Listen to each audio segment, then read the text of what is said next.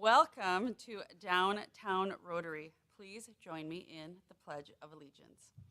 I pledge allegiance to the flag of the United States of America and to the republic for which it stands, one nation, under God, indivisible, with liberty and justice for all.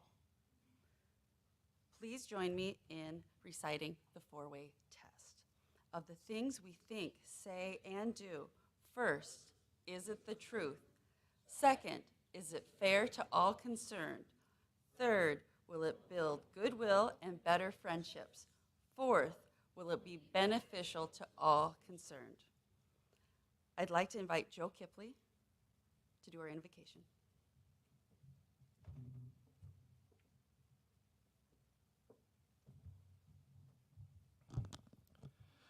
Let us pray. Lord, thank you for this beautiful September day. Thank you for this chance to be with friends and colleagues to learn more about our community. Open our eyes to see you in the face of those in poverty. Open our ears to hear you in the cries of those in need. Open our mouths to defend you in the public squares as well as in private deeds. Remind us that what we do to the least ones, we do to you. In your name we pray. Amen.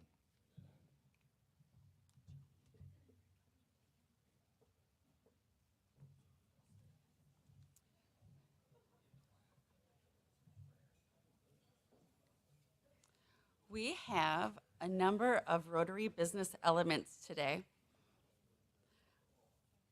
Before we step into those, I would like to invite our guests and those who invited them to please stand. If you are a guest and the person invited you, please stand. I would like Rotarians, may we welcome our guests and give them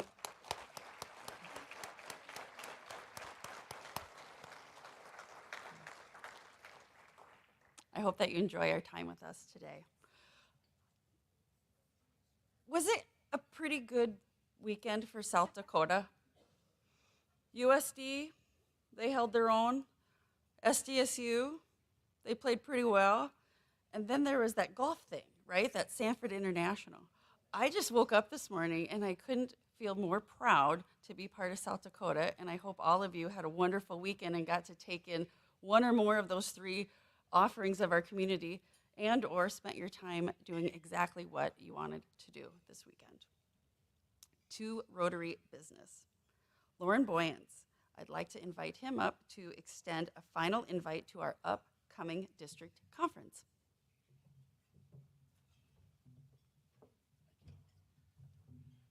So it was a good weekend too for Augustana and USF, and they did okay.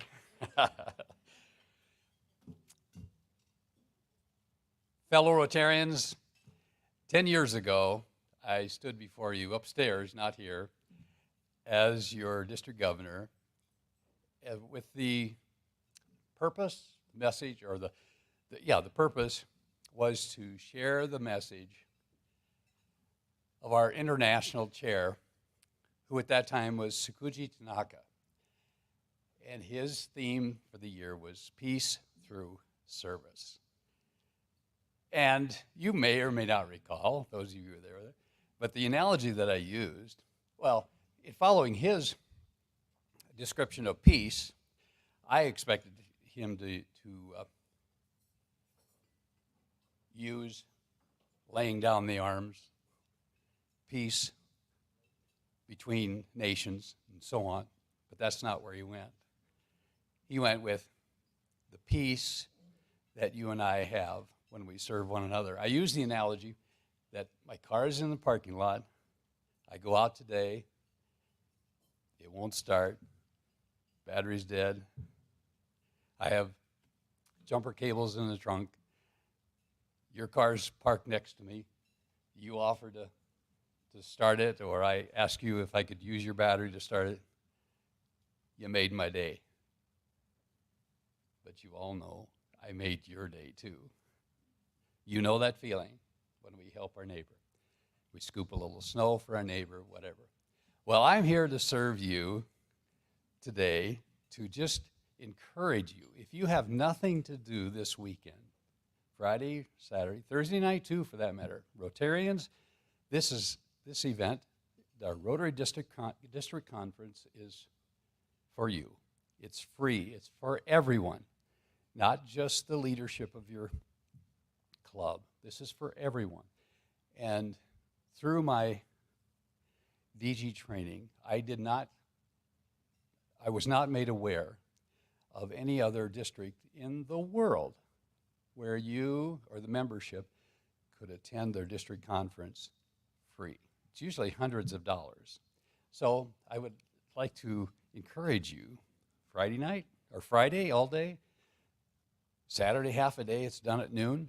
Thursday night, it's down at Cherry Creek in Sioux City, an hour drive down the road. And as many of you know, our district is made up of all of South Dakota, southwest Minnesota, northwest Iowa. And an hour away is pretty close.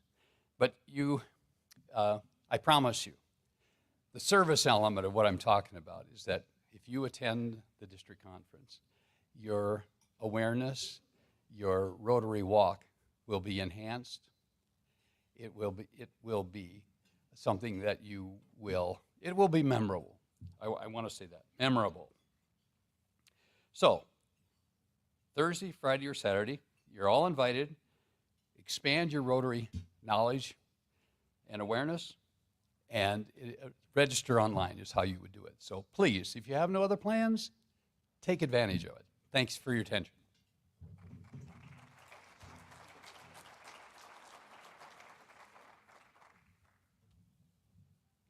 Lauren, I appreciated that language to extend your Rotary walk. And I extend that invitation to all of you as well. We have a new member induction. I would like to invite Dan Kipley to introduce Jody Daly.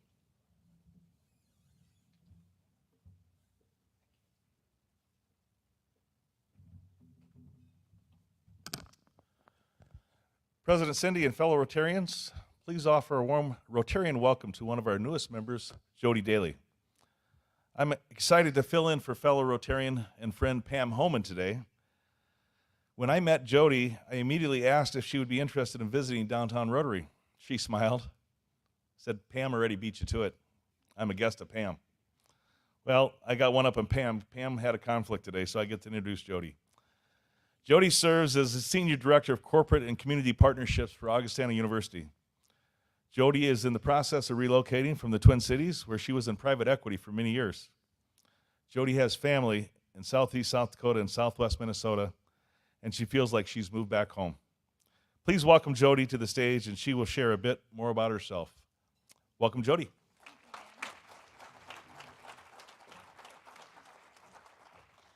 Thank you, Dan. As Dan said, I am new to Sioux Falls, but not new to South Dakota. I grew up spending every weekend in the summertime of my life at Lake Madison, and I thought all lakes were extremely green. So after going to college in Texas and grad school in Chicago, I moved to the Twin Cities, where I spent most of my adult life, as Dan said, in private equity and equity capital markets. But this last year, my youngest of 3 daughters was a senior in college in Montana, and so it was time for me to shift gears and think about my next chapter. And I really wanted to engage in work that was all about service.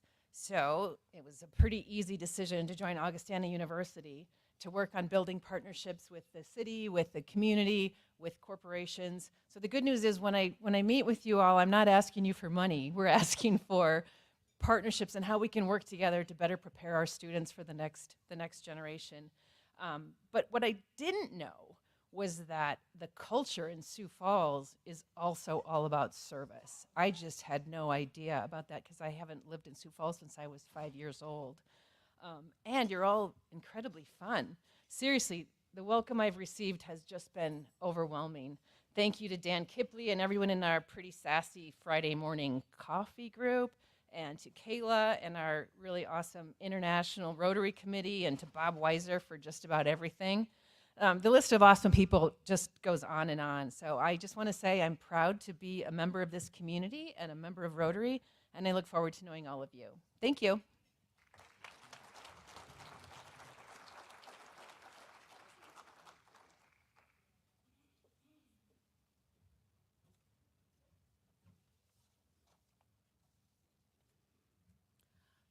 September brings junior Rotarians back to our stage.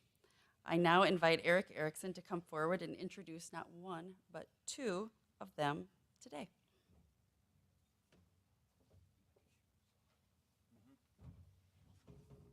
Thank you, President Cindy. Fellow Rotarians, it's a great day to be here because junior Rotarians start coming again. So I encourage you, as you see our junior Rotarians over the course of the next few months, please make them feel welcome and get to know them. And we'll get to know a little bit more about our first two junior Rotarians today. And by the way, I did tell each of our junior Rotarians that they will never speak before a more welcoming, encouraging group of adults in their life, because I know all of you want them to succeed. So with that, our first junior Rotarian today is from Lincoln High School. Jing Yan is involved in band and orchestra. For hobbies, Jing is very interested in plants. Even though they're not good at growing them, they love plants. Jing's parents are Shikai Yan and Su Ming Yin. And after high school, Jing plans to do some form of college. Not sure what yet, but probably involved in engineering. Jing has two siblings, Lily and Ming, and Jing's donation of $100 from this Rotary Club will go to the Lincoln High School Plant Club. So please welcome Jing Yan.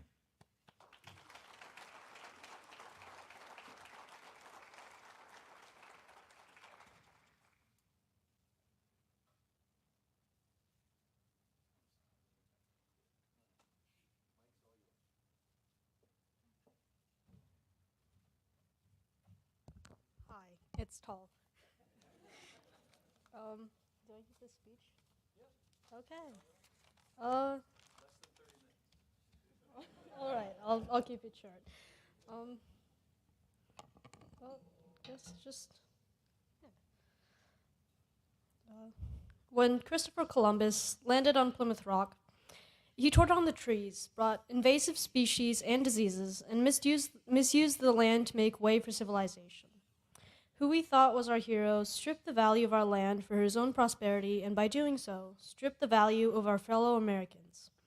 We have continued to use damaging environmental practices since then to support the growth of capitalism.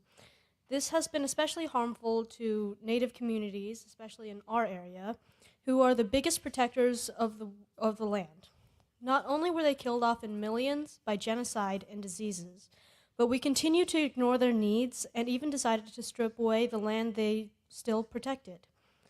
As urbanization grew, we took away more and more land to abuse it in the name of growth. As residents of South Dakota and its surrounding areas, we are in a position that allows us to fight against this greed for land and protect the earth. The natives who have protected this land for so long are still here to protect it, are aware of how to protect it, and yet we continue to ignore their voices and make it harder and harder for them to keep the earth safe. Even now, many natives are still fighting for land back. What we can do right now is listen to them and take action, not just at the individual level with recycling and reducing our carbon footprints, although that is important, but also at the corporate level. Big companies and the mega-rich create bigger amounts of waste than any of us can dream to. With the 15-minute flights and the space joyrides, natives have been advocating for big measures to prevent this abuse of our earth. For example, stopping the construction of oil pipelines in Minnesota that would destroy entire ecosystems and reduce our water supplies. It is past time we start listening to them and join in this fight for our futures. When they say, save our land, it's not just for them, but for all of us and the safety of our earth. That was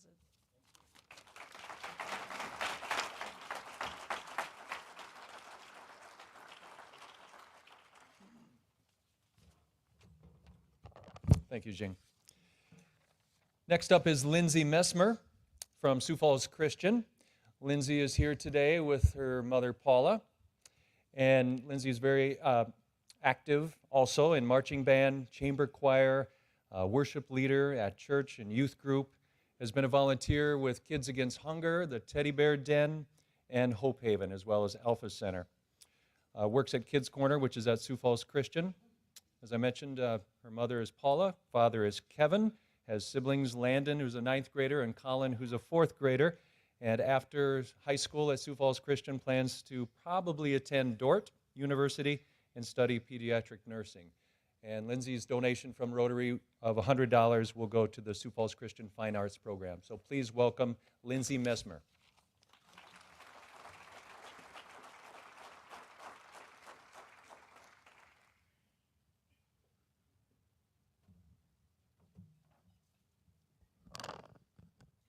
Hello, guys, and thanks for having me today.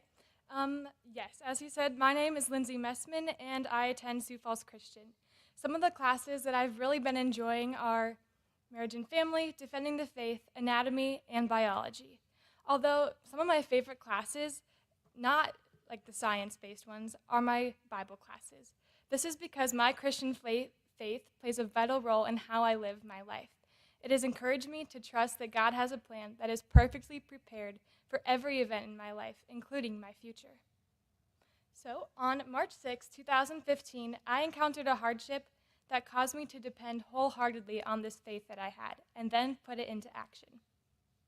On this spring day, at the age of 9, also my father's birthday, I went to school just like every other girl did. I got ready, brushed my teeth, and hopped in the car. On the way there, I studied for my spelling test, and my mom reminded me that I had a doctor's appointment that day. Nothing big, just a little checkup to make sure everything was all right and I was healthy. Little did I know that that checkup would change my whole entire life forever. So, when I got to school that day, I went out for recess, had my lunch, and headed to my spelling test. And that is where things took a turn for the worst, because I couldn't focus, I couldn't understand any of the words I was trying to spell. I had a horrible stomach ache and a pounding headache. I turned the test in as soon as I could to my teacher, and as I headed back to my seat, the kid next to me said to me, "Lindsay, are you okay?" And I just shook my head, no. Then, completely out of the blue, and I don't know how this happened, but he said, "Lindsay, you probably have diabetes." And keep in mind, this is a 4th grade boy in my class. I was a little shook, but I was like, okay, whatever, it's not gonna happen to me. No, it just couldn't. Right then, the bell and the phone rang in my class to remind me that the office lady was waiting for me because my mother was here to pick me up for my appointment. We went to the doctor, everything seemed normal, and we headed home. However, on the way home, my mom received a phone call from the doctor that seemed really urgent. After she hung up, she turned around in her seat and said to me, "Lindsay, we need to go to the hospital right now. You have diabetes and you need some help." I told her I did not want to go, and I didn't want to be seen as a sick kid. But despite my begging and begging to go home, we went to the Sanford Children's Hospital. And let me tell you, those next few days there were challenging. I was bombarded with loads of information on how to check my blood sugar, count my carbs, calculate how much insulin I needed, and inject myself with that medication. All of this information and instruction was overwhelming, but there was always one thing that made it better, and this was the nurses. They always came in with a smile, they put ice packs on my legs so the insulin wouldn't sting as much, they told me stories, made me laugh, played games with me, and most importantly, they kindly taught me how to take care of my diabetes in a way that seemed manageable. Despite all the new things and responsibilities that were whirring around me, the nurses made me feel secure and safe. They made getting type 1 diabetes just a little bit easier. Yet, I still felt confused why God would allow these things to happen to me. But I trusted that God's plan was always good, even if I didn't know the reasoning behind it. Now, fast forwarding about 2 years ago, I was sitting in a Bible class reflecting on how hard things, which have both happened in the past and have already affected my future. I immediately thought of my diabetes diagnosis story and how nurses impacted my stay and outlook on my diabetes for the rest of my life. In that exact moment, I realized the reason God put diabetes into my life. He had done this so I could see my passion for nursing as well. Without my personal hospitalization experience, I would not have had the inspiration to become a nurse. I want to be that person in the hospital encouraging patients and their parents to get better and bring them happiness in some of the most challenging parts of their lives, just as the nurses had done for me when I got diabetes. I knew that this was God's plan for my diabetes story, and it was so, so good. Now today, I've had diabetes for 7 years, and I couldn't be more glad that this is the way my life has planned out. because without God's plan of me getting diagnosed with type 1 diabetes, I wouldn't have had the experiences that encouraged me to choose nursing as my future profession. Thank you.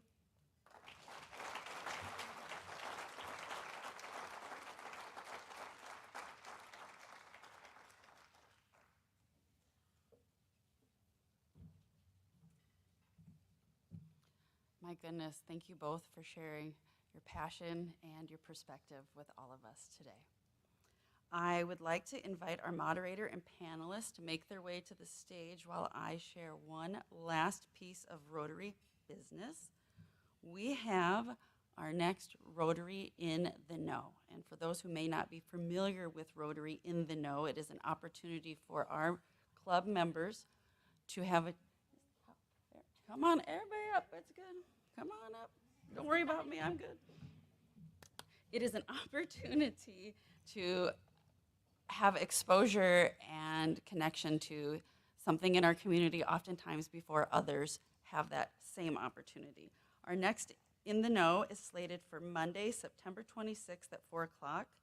We have one of the first looks at the new Children's Home Shelter for Family Safety, formerly known as Children's Inn.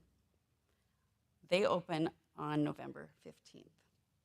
There's flyers on the table if you'd like more information, but I certainly encourage all of you to consider putting that hour on your calendar. And now for our program, Acknowledging the Gap. There is a major shift happening in Sioux Falls that we don't often think about, yet it affects us all. As we continue to grow as a community, we see a trend in rising issues that large communities face, such as higher poverty rates, elevated youth crime, and rapid community expansion. These challenges are not far into our future. Today, we have the opportunity to learn more about these trends and what we can do to bridge the current gap in opportunities and solutions. Downtown Rotarian Jennifer Hoesing will moderate our discussion. Thank you for being here, Jennifer. She is joined by Sioux Falls Police Chief John Thum, Tamien Dysart, who is CEO, co-founder of Think3D, and Dawn Marie Johnson, Director of Leadership and Culture at South Dakota Afterschool Network. Thank you all for being here. Jennifer, the floor is yours. Thank you. Well, thank you to the distinguished panel for joining me today. We live in a prosperous community, as we've heard about, and yet there's gaps to acknowledge. We have great success, like Lindsay and Jing, and their bright futures, and there are those whose futures are less clear in our community. So it doesn't have to be one or the other. It can certainly be both. So I appreciate all of you joining us today to share your perspective.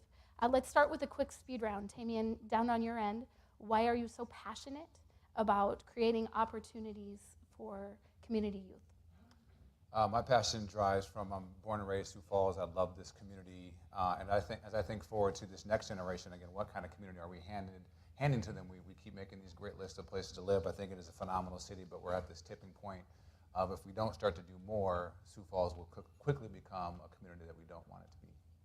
Dawn Marie? So I've only been here 2.5 years, and I've seen the great things and some of the negative things that have come passed down to students, especially in the Sioux Falls School District. I've seen the different things that have come through, and I've seen students really struggle to find their way up and through some of the really hard things. So just seeing what I've seen and knowing what I know, I want to be a voice for them and a champion for them, and that's why I'm here today. Appreciate that so much. Chief? Just first off, this chair is really comfortable. I'm kind of sinking in. Yeah, thanks for breaking that about ready ice for a us. nap. Good. It's been a busy time period. So this is, again, born and raised Sioux Falls, grown up here my entire life, and really there's a couple things on this that we could talk about. Just from the neighborhood I grew up in, the kids I grew up with, just seeing the differences of opportunities, how that sometimes manifests itself as kids grow up. But really from a law enforcement sense, if we're not making these investments, right, then we're going to see them in our system. That's just a statement of fact and reality. And despite what people think sometimes as law enforcement, we're not looking for more work, right? And one of the main ways we can impact is by investing in youth and investing in their opportunities and finding ways to really support youth. And that's why I think we all feel pretty passionately about it, both from a personal sense but a professional sense. You know, depending what lane we're in, that's what you can impact. And see what you can do from there. I think all of us would be happy to help you work your way out of a job, Chief. Yeah, I don't know. think so. Yeah. So I'm referring to my cheat sheet here. If we're looking at the data and looking at some of the realities in our community, Public Safety provided an update to the Argus in March of 2022. And though violent crime rate has remained flat, juvenile crime is on the rise.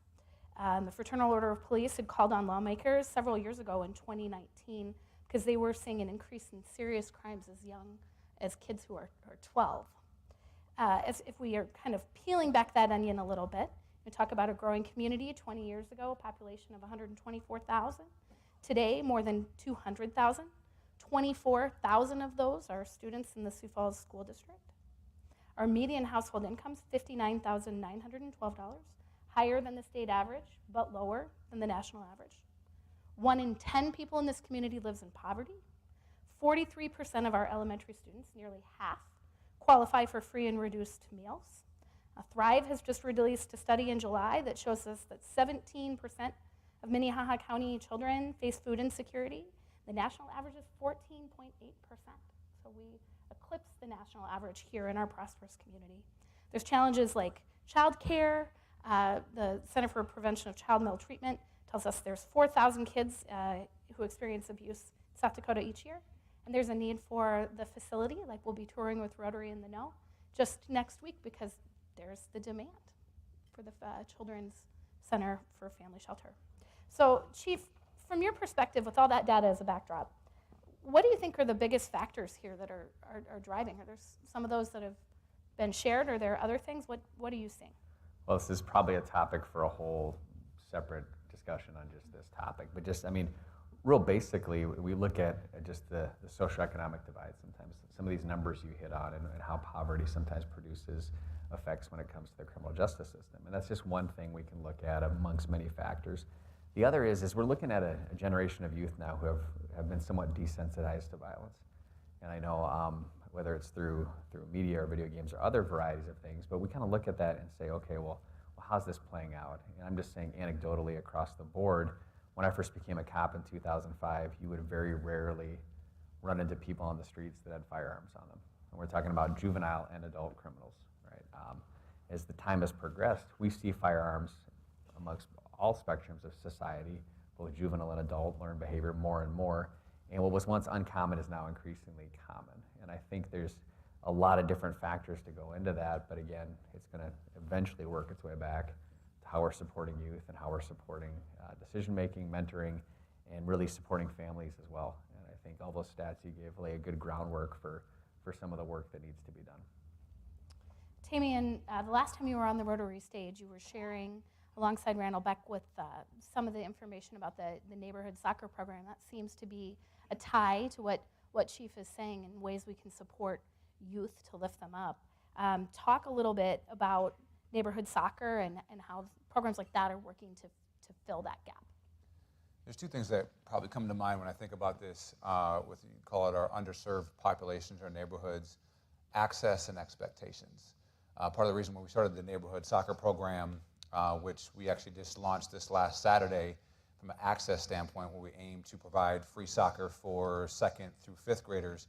And we're currently in 6 neighborhoods this fall. Over 500 kids signed up for soccer. So those were potentially 500 kids that would have never had a chance to play sports because they can't afford it, transportation, all the different impediments. So access is a huge barrier for a lot of them. But along with that then comes expectations. When you come from families who don't expect a lot of you, and or you see aunts, uncles going in and out of jail, which I know Chief is familiar with. When you have family members who do those things, those are often the expectations that are often passed down to you. So not only are they not reaching for, quote unquote, the American dream or the things that are available in this community, that's foreign to them. When they grow up in these certain environments, it's easy to feel like no one cares. And so when no one cares, they're not reaching for a bar, which all of us, I think, take for granted oftentimes because they don't see it. And so I think it's the big gap in those spaces is programs like that give them a sense of hope. When people don't have hope, it's easy to turn the other way and do the wrong thing because they've seen it in their families, and it's easy for them to follow suit in that trail that was laid before them. So Dawn Marie, this idea of disrupting some of these cycles and becoming engaged in positive ways in kids' lives is something you've been a part of in your previous work with the school district and now. Talk to us a little bit about what you have seen be successful in creating those influences for kids and why you think that's effective. So even when you look at, I'm a social worker by trade. So when I think to Maslow's hierarchy of needs, you look at that bottom layer, right? You're looking at where you live, the safety, all those things. And when you have students coming into a school that don't even have that bottom layer, to have the safety, the comfortability of going home to a safe space, to even a two-family home, when you remove those things, it makes it incredibly challenging for students to show up just to do school. And what I try to challenge people is when you're at this age of, especially during teenagehood, we always expect kids to be resilient. Oh, they're so resilient. They did the resilient thing. And what I want to challenge a community is to say, why do they have to be resilient? Why can't they focus on doing school first? So when we look at just even the Joe Foss group that I worked with, there, like you mentioned, there's so many more layers to what they have to go through just to get to school that you have to focus on that first. Look at them as a whole person first before you can start to pour other things into them. And that's been a really big thing that we've seen at Joe Foss when we introduced the Leaders of Tomorrow program. We looked at them as a whole person. We started to dive into what are their expectations of success. Who is championing them to be a better version of them if they didn't have it? One of the questions we asked them was, who continuously has said, I'm proud of you, in a group of kids? And not one of them raised their hand. They didn't have a supportive background when they walked into that school, and that's what I dealt with every single day. So working through some of those things, connecting them to resources, which was my title and my position, was community outreach. Connecting them to resources that could get them through their school day was a huge piece to it, and that's where we saw success, was just doing the foundation level things. Making sure they had a home to sleep in, making sure they felt loved and cared for, and we did that, and we saw a major turnaround in some of the students that we worked with. John Marie, tell us a little bit about what success looked like for those students. What changes did you see, or how did you measure that success? Attendance was a big one. If they got referred to Joe Foss, it was because they were falling behind, had possibly a criminal thing happen, or just adversities, life hit them. So when we started and we asked them, what was your win for the day? Them getting up, maybe not on time, but them getting up and showing up to school was their win, and they were incredibly proud of that. And then maybe their counterparts might have had something huge that they just landed, but their win was just being there. So again, when they get there and they were expected to do math, if they didn't have somewhere to sleep the night before, how dare we expect them to do a math lesson if they were sleeping on somebody's couch or sleeping in their car the night before? So working through some of those things and seeing them through having those protective factors were important, and it changed the narrative of them to just say, I made it today, to I'm considering college now. It was such a drastic shift when we paid attention to them and gave them the proper supports, connected them to resources, connected them to people. They started to shift their way of thinking, which will ultimately make them more successful community members as they leave the school.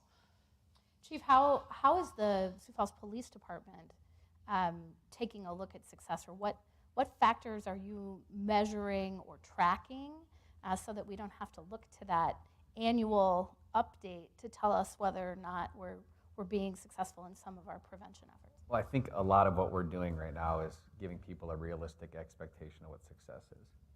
And so whenever the crime topic comes up, who does everybody look at? The cops, right? Like somehow we're gonna solve all these different things, and if we make more arrests, then that'll take care of it. Or if we do more of this or do more of that somehow is gonna make an inroad. We're as efficient and good at our jobs as ever, right? But that doesn't necessarily translate to better results. And so again, I think we had a press conference just earlier today where again, we shared some rising crime numbers, but also the message that we want to give is that this is a community-wide issue. And especially from a law enforcement standpoint. One of the other things we talked about today is, again, how can we support other initiatives both before or after incarceration or involvement with the justice system that's going to produce a better result. And I think we're not going to miss this opportunity as a community when people are asking the police what they're going to do about this, to flip it around and say, well, what are you guys going to do along with us to help this initiative? And I think that's where we need to have a realistic conversation and just even look in the history of law enforcement. Law enforcement by nature is problem solvers. Well, in order to really solve the problem, you have to dive into it and figure out what you can control and what you can't control. A lot of these factors that you're talking about, law enforcement has no say in. We have a say with the end result.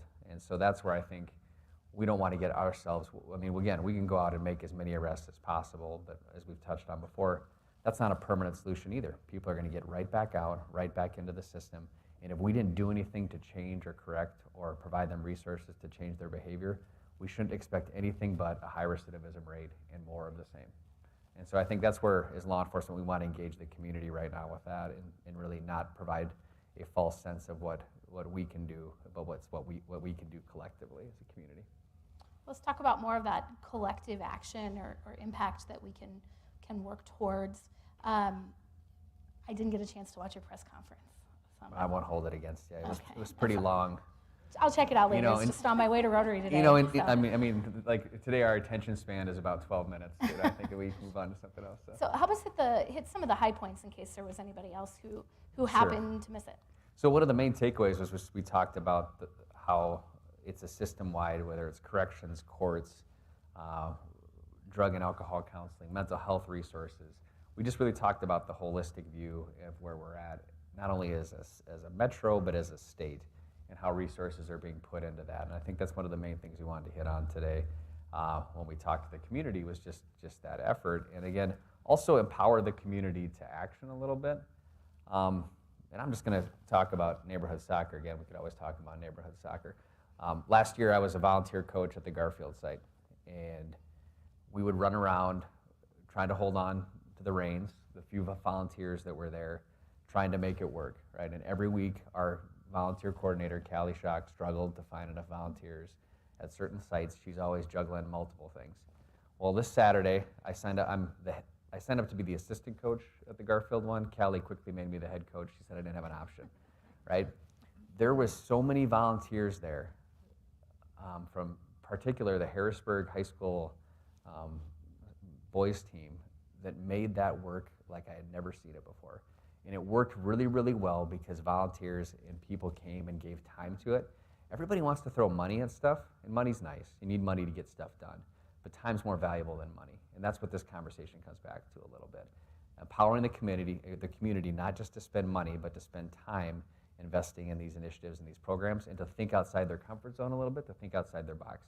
You may not be comfortable with a resource-heavy project going towards people who are either paroled or coming out of prison. You may not think that's a good use of money or maybe how stuff needs to be spent. But like I said earlier, if we don't invest in people and don't give them the tools and resources, and I think you said expectations and just things, then why would we expect anything different? I'm not even sure what your question was. I kind of got soapboxy there. You answered the question you want to answer. You've done it just right. I think I just deflect that and just we got out what I needed to say there. It's good. Now I'm sitting here like, okay, now what? Yeah, okay. All good, all good. Well, I guess that's a perfect fit for this club. I mean, every member and guest seated before us today knows that mentorship and building positive relationships has been a real focus for this club for the past several years. So that seems like the perfect place to go. Tamien, Dawn Marie, I know both of you have experiences with mentorship, so maybe tell us a little bit about an experience you had that you believed has the opportunity to transform a life and work Chief here out of his job. Yeah, so being a part of a child's life, especially one that's faced adversities, can be incredibly taxing. It can really wear a person out because you take on a lot of the things that they've had to experience. An example of one way mentorship has impacted one kid I've worked with. I used to host internships or help see a student through an internship program. So when the student started, he was really struggling with getting rides to that internship. He really struggled in his family being supportive of him, or when he finally got his first paycheck, it went straight into, well, you got to pay rent. So one way that I would work with him would be getting his company to understand him. And I value that company so much because they would call me in and I would work with some of their managers on how do we talk to this student? How do we check in with him? How do we make sure that we're doing right by him so we can best support him to keep him? Ultimately, we know how hard it is, workforce, everything, staff retention rates, all that all comes together. Like everything we're talking about comes together. And when you're looking at building up a person within your business or company, you really do have to look at the person as a whole. So mentorship, it's a big deal. Seeing that through and taking my time to go talk to a company of people who might not be very connected and understanding even the human brain, because that's not what they're trained to do, that meant a lot to me, and I was really, really fortunate to have this company as an internship site. And I feel like if more people took the time to do that, if more companies took the time to invest in that person as a whole, maybe we wouldn't run into as many issues. Even when I went to the Penn, I met with a bunch of guys and I told them that story, and I told them how I work with students and mentor them, and they looked at me and said, if I had one person like you or one program that took the time to get to know me and understand me, maybe I wouldn't be here today. So I value that. For me, there's a gentleman that was in our first Leaders to Morale Justice Impacted program. His name's Ben. It's been about 7 years, Fed time, and he went through that first cohort. After that, we did a 6-month mentorship continuation, and he's a prime example of the mentorship multiplier, because now he actually, in our 3rd cohort we had last year, is now a peer mentor. And I think developing up people from these adverse circumstances is one of the most important things we can do, because as much as we care, if you don't come from these circumstances, there's just a language that you don't speak in the same way or the same impediments. And he's a great example of somebody now. He's not only just mentoring other peers who are going through it, but is one of the biggest advocates. He's the one that knows other people who are getting out of the system and referring them to these type of programs. And so the one thing that comes to mind when I think about mentorship is law of proximity. If you don't have someone within your proxy that's close to you, showing you the path, you can tell them the path. You can have someone that says, you know, here's how you get to success, but someone that's like genuinely going to reach their hand out, wrap their arm around them when they're going through a lot of these adverse circumstances, someone that cares beyond meeting once a week or if I need to call you ad hoc. And so pouring into those individuals, not only who just have the potential, but also building them up into a space where they then in turn want to turn back and reciprocate it. Again, you guys are a service club, and I would guess to say that all of you have had several people in your lives who made a difference in your life, thus why you want to give back. And so pouring into people in that way will also then build those multipliers who people who want to in turn, once they get their life on track because you cared enough to show them how to do things and show them the path, they want to turn around and multiply that. Chief, it seems that the mentorship conversation is a bit of an X factor for this community, a place where the mayor and this club and LSS, many others are working to build these mentorship relationships. What else do you see in this community that gives you hope and positivity toward us being uniquely positioned to work to narrow that youth crime gap, knowing that this is not just us, right? This is something we're seeing across the country. Yeah, as we look across the country, but here's what I think Sioux Falls is doing really well, is like we're talking about it. And we're really not trying to hide behind any political lines on this. We're just talking about the issues. We're not making it a politicized issue. We're like, okay, here's what we see, here's where we're at, and here's how we know it works. There's enough people, I mean, just talking about who are now mentoring each other, and just another story, and just it's very simple, but from neighborhood soccer. Last year, there was a couple girls that would come every week. One didn't want to play soccer, one played soccer every week, pretty hard, right? And we were together all the time. Well, she graduated now, both of them did, they both go to middle school. They're no longer necessarily eligible for neighborhood soccer. As I'm walking around on Saturday, who comes up to me, and they're like, hey, how can we help? How can we help the kids, or how can we want to be leaders? We want to be involved. And again, if we preach this enough, if we talk about it and you provide examples, because ultimately people, they're going to hear a bunch of people talk about mentorship, but if we keep verbalizing successes that we see, does that empower more people to say, you know what, I want to give my time too, and I want to be involved in that. And understand that if we set goals like, okay, I want to reduce juvenile crime by 25% from initiative X, Y, and Z, well, we're going to chase something and probably the wrong motivation other than making a difference in the lives of individuals. So I always say, We want percentages, we want numbers, but success is measured in individuals. So find those individual success stories and champion them and build new ones from that. Love that idea that we can success breeds success, and we Yeah. can continue to do that. Tamien and Dawn Marie, I mean, we're talking about mentorship again specifically. And Chief, is there any one mentorship formula that really is essential here? Does it need to look like a once a week we sit down and we have lunch? Are there other opportunities for ways that this can work and members of this club might think about spending their time to narrow that gap? Well, I've talked several times over that. I mean, again, if we're being honest, that we're thousands short, right? I mean, again, this club by itself can't do it, right? You know, the mayor's been talking about Sioux 52 since he's come into office. We're thousands short, and so, obviously, as Chief had talked about, time is our most precious resource, right? Again, it's one of those things. It's hard to commit. How do we start to get more? I've talked several times about the mentorship multiplier. How can we start to get pocket small groups of these kids, and especially these ages of high school, middle school, even in younger, get them together, get a couple mentors and say, could you take 2 people who care and grab a group of 4 to 6 kids?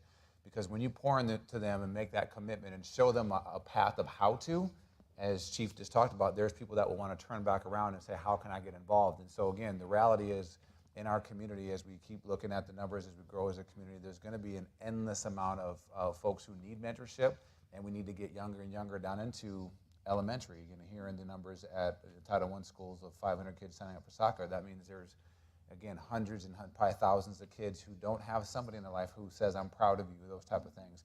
So it doesn't have to be always the full commitment of 1 hour a week, because that is a big commitment for a lot of us. But just finding ways to get involved. Again, neighborhood soccer was 7 weeks, and so if you showed up at neighborhood soccer for, just pick a school out of the 6 schools we got going on, show up, build some authentic relationships, whether that's mentoring the kids. It could be a lot of instances mentoring the parents who don't have the resources or are looking for opportunities because they're so busy working 2-3 jobs trying to make things work. And so mentorship, I think we have to look beyond the traditional way we look through it, and also look at some of the root causes of the parents as well. What resources are they lacking? How can we help provide a hand up or just even a resource or a connection to somebody? Dawn Marie, I want to direct the next question to you then.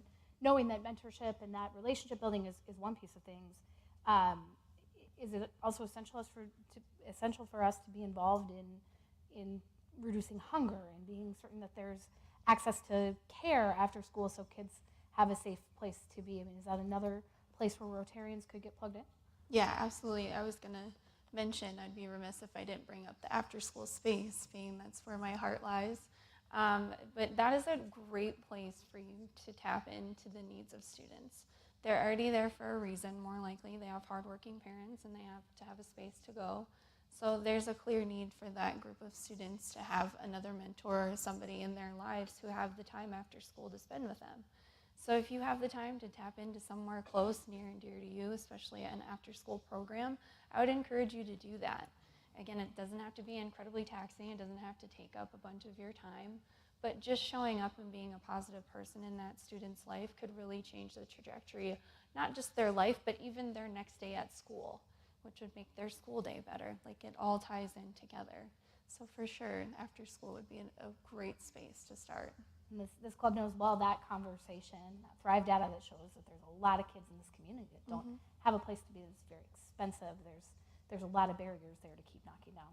Well, Chief, we're talking a lot about prevention, a lot about how do we keep kids from finding their way into the justice system. What can you tell us about programs like teen court, school resource officers? How are those things part of the equation as we look to reduce youth crime? I mean, it's just all part of the system, but like teen court and school resource officers have been there for a long time. You know, they're well established within the Sioux Falls School District. If you look at, I talked to Dr. Stavum in the Sioux Falls School District, our relationship is really a model for, I think, other cities to look at and how we cooperate and get along and work through things and look at other diversionary paths that are there. And we're trying different things too. We had Camp Postcard this summer where we counseled at-risk youth up at Camp Sodak, and all the counselors were police officers. You can look it up, YouTube, VOA of the Dakotas, just for a quick snapshot of that program. Just a great thing that we were able to do in other different ways. But I think here's the other thing too is I just believe kids, maybe I'm naive, I believe they want to be successful, and I believe they want to always be taking steps. And as we as adults are constantly interceding in their lives at different spots, and maybe adults who have no vested, but by their mind, interest in where they're at, but we're always encouraging them. And then to kick back one thing too, just what Tamien said about your sphere of influence and how you can control stuff. And you got to remember too that sometimes kids don't want to hear from cops, right? There's just some natural barriers that are there that they just, maybe we're not the ones that are going to be most impactful of our lives. There's always going to be this adversarial maybe look. So we have to know when it's appropriate, when it's not appropriate for us to maybe do that. And here's a great example of this.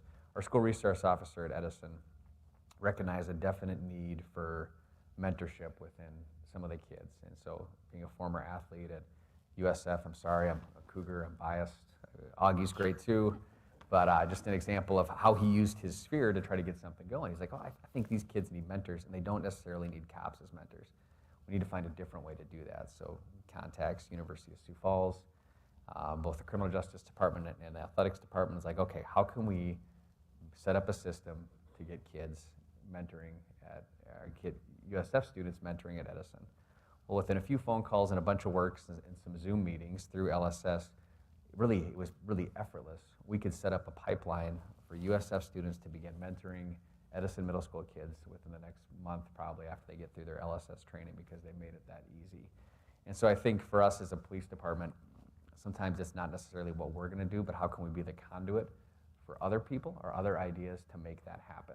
Because again, a lot of times I think it looks at, well, what's law enforcement doing about this? And we're doing things, right? But again, it's a community-wide effort. And so if Augie wants to duplicate that with another middle school, I'd be all for that too.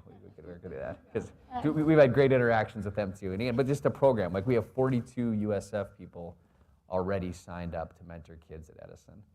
And again, it was the same speech we just gave them. It starts off with an hour a week, right? Or going meeting them for lunch or doing something, and then it builds from there. And then there's going to be successes, there's going to be failures, but there won't be successes if we don't even try. And I think that's something that we really have to pour into.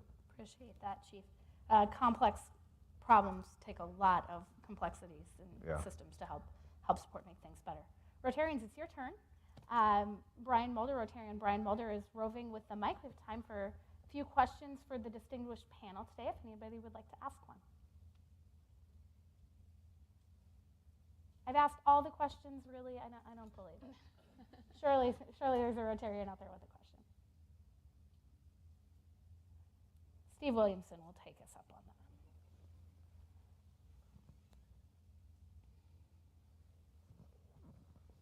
that. I don't know if you guys all noticed, but the second she said my name, my dad went like this.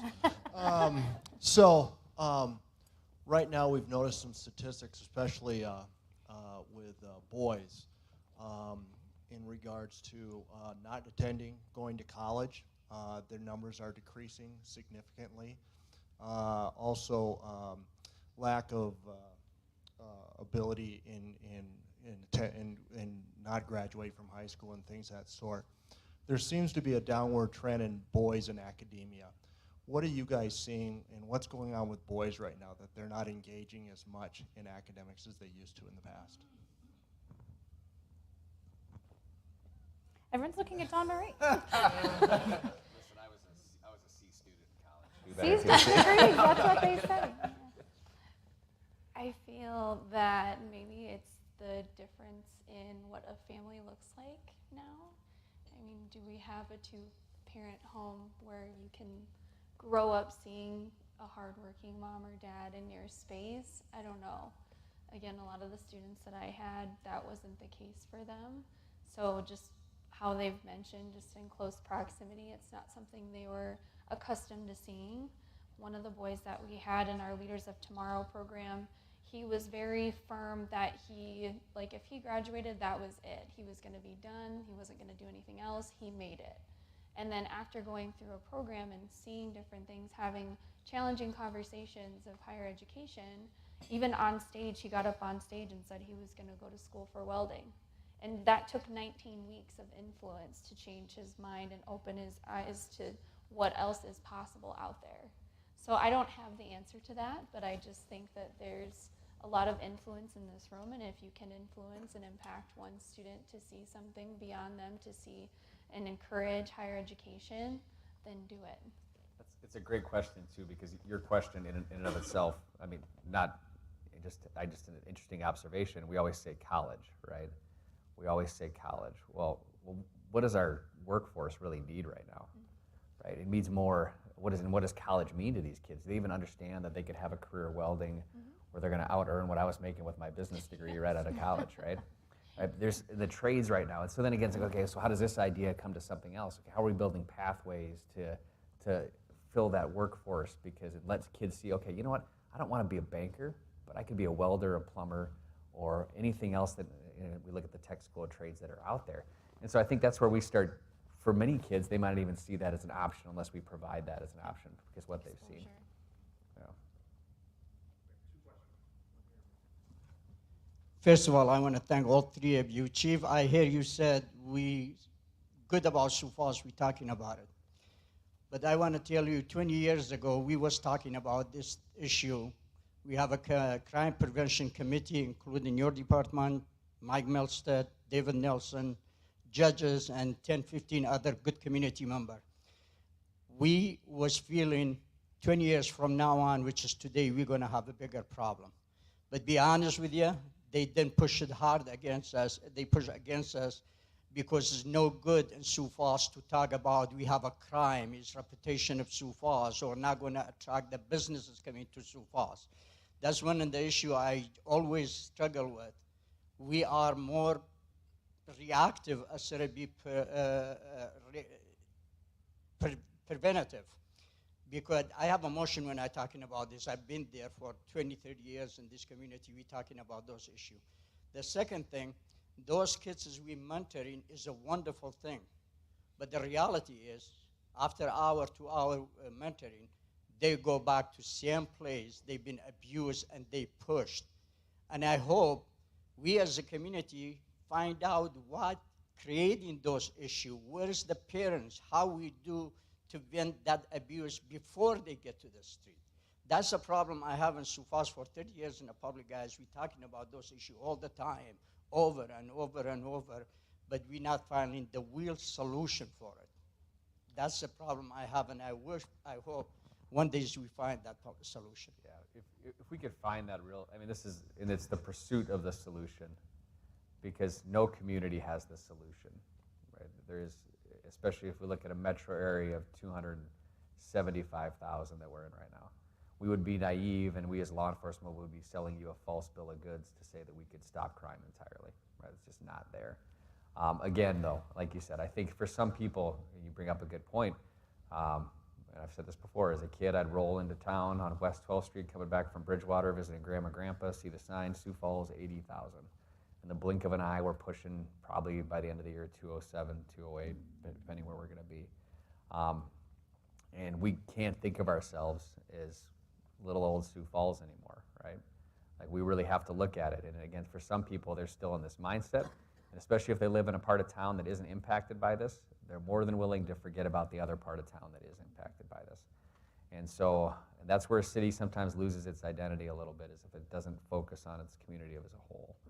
Now, again, that's the trick for us, is to keep the entire community engaged in the entirety of Sioux Falls and not let it become segmented. And I think that's a challenge. It will be a challenge. And that's what cities our size experience as they get bigger. We could provide you numerous other cities that have experienced the same thing. Real quick on that, I think we talk about what's the measurement of success in this space. We say all the time, I think 3D is a culture will emerge whether intended or not, but if it's not one you invest in, it's one that you pay for. And that, to Kadir's question, again, I think the measurement over the next number of years has to be what level of collective investment are we making, not just dollars, not just looking at the police department, everybody. What artifacts, evidence do we have to produce of the investments that we've made? Let the outcomes be the outcomes. If we do the investments right in all these different spaces, the outcomes will be much better, and we can't just measure it on just the temporary results. Yeah, quick snapshot, back to neighborhood soccer. God, it's a good thing you started that, so I had something to talk about. You and Randall, by the way. Like, it becomes so ingrained in our collective investment that our youth sports teams, right, our high school, our college teams, just see it as part of their I'm going to use the USF line, culture for service, that they're engaging with youth on a regular basis, right? That our collective investment, even just with this small initiative, is always there and maintains. And I think that's a great thing, because things come and go, right, as far as how people invest and how they push. But again, we have to maintain that. Otherwise, you're right. It's just we're not gonna find any different answers than what we've already been looking for. Okay, so I'm getting that look. I'm so sorry. Hey, no, we can talk all day. You guys don't have to go out to work or anything. Oh, no, nowhere to be, Chief. Okay, gotcha. Yeah, me either. Let me So, wrap us up with yeah. one last question, just a quick little speed round. We were hearing about Rotary's theme in years past. This year's Rotary theme is Serve to Change Lives. Give us one quick actionable thing that we can do today to start that change in the lives of others in our community. Tamien, you get to go first. I always say it's hard to have compassion from a distance. And so in that space, how can you find somebody from one of these neighborhoods or going up to visit the prison, get uncomfortable and just connect with somebody from these neighborhoods, whether it's a single mom, whether it's a child going through these circumstances, hear their stories for yourself, and it will forever change you. I was going to say the exact same thing. You're welcome. Then we go to Chief. Just say ditto. Is that okay? No, no, truly find your nearest after-school program. Start there. Don't overcomplicate it, and don't feel like you have to solve all world problems.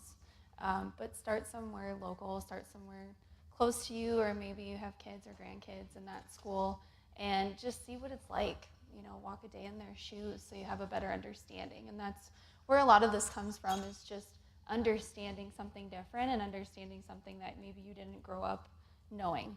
And that's a big piece to it. Yeah, walk a day in their shoes. I think exactly what you said. And like, if you've never been or involved in a title school in town, right? It's a great way. Everybody should have to. This is a side note. Everybody should have to be a substitute teacher for at least one day. By the way. Absolutely. I'll pass that legislatively. We're all required service. But ultimately, I'm not going to give you one thing to do. Ultimately, we know ourselves. And you're either doing something or you're doing nothing. When asked, maybe if you meet Tamien in the hallway, right? I'm not going to use me because I'm in the uniform, right? But if you have to be asked, well, what are you doing? Can you provide what you're doing? Or are you just another angry Facebook comment? Or are you just another angry email sent to the mayor's office? Or are you just another disparaging comment that's put out? Well, you know what? If you're invested, then go ahead and be a little bit more involved in the process. But if you're doing nothing, then I guess that's for you to work out with yourself. Thank you. Rotarians, you join me in thanking this panelist. I don't know if that's my job or not. Yes, please. How important for all of our ears to hear the message of today. And I don't know, Chief, if it was you who said these exact words, but I think you all spoke to it. The pursuit of a solution. I will walk away today with that on my mind. Next week, we will be celebrating our Hall of Fame 2022 inductees. With that, Rotary is adjourned.